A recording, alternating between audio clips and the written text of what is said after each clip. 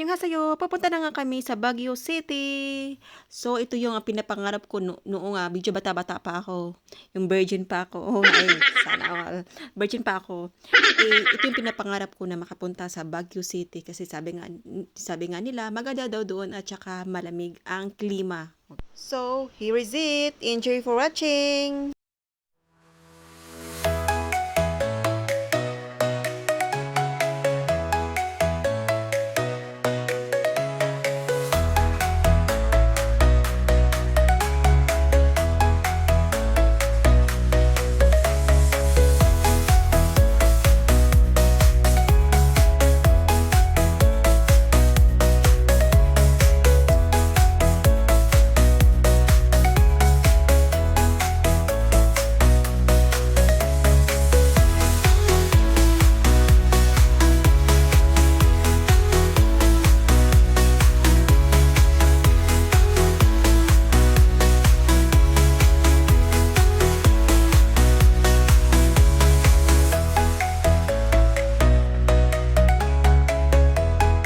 So, sa part na ito, medyo takot na yung mga kakiki ko, which is mga kapatid ko. Kasi sobrang kapal ng fog. Nagpa-fogging talaga siya. Basta wala akong ibang naramdaman nito mga pare, kung hindi excitement. Napaka-excited ko na talaga nito. Kasi ito yung pinapangarap ko talaga noon pa na makapunta sa Baguio. At alam nyo ba, pinaghandaan namin yung mga outfit namin. Pinaghandaan pero walang jacket. Asa man ang pinaghandaan diha. Oh, pero ang akong feel ani Jude, it's excited ra Jude. Bahala na ng jacket-jacket diha. Uy, bahala na kayo dyan. Mag-jacket kayo dyan. Basta ako. I-enjoy ko talaga yung biyahe namin. Yung biyahe namin napaka-challenging. So, gustong-gusto ko talaga yung ganitong biyahe, no?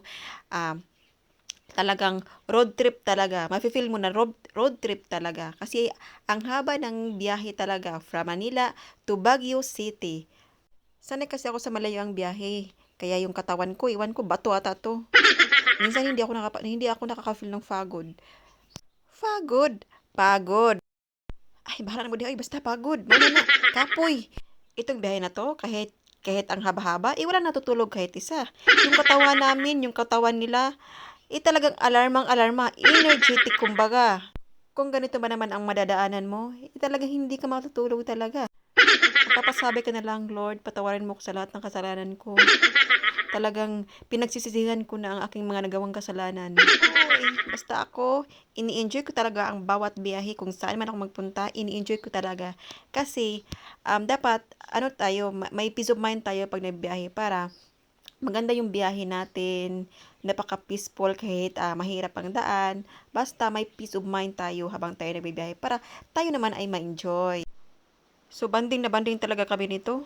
Ang layo ng banding namin. So, no? From Manila to Baguio City. Oh, dili ka pulaan na nagbinanding. Grabe yun, no? 2 weeks kami dito sa, sa Manila. Talagang sinulit talaga ng kapatid ko tsaka husband niya. Kasi, minsan lang ako, busy ako. Hindi ko maiwan-iwan yung bahay namin. Kaya, talagang sulit na sulit. Alam niyo ba guys, iba ang saya kapag kasundo mo yung pamilya mo, kasundo mo yung mga kapatid mo, iba ang hatid ng saya.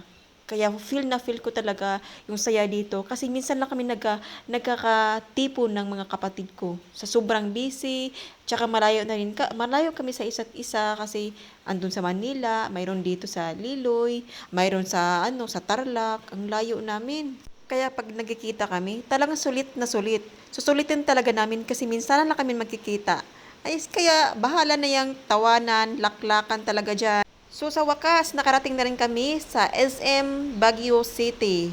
So, busy dito sa yung iba dito nagja-jacket na, ako, walang jacket. Ano ba naman ang walang jacket dito? At ito, sa sobrang stress, haggard, ito, mag-retouch muna. Kanya-kanyang paganda. Bahala na yung anak dyan, basta ang importante, yung mga yung mga nanay, maganda. So ito nakaguliyang na naman kasi nandito na nga tayo sa overlooking sa SM Baguio City. Napaka-overlooking dito, guys. Sobrang lamig nga. Feel na feel mo talaga ang lamig. Pero talagang kami walang jacket. Ako, ito yung pinaghandaan pero walang jacket.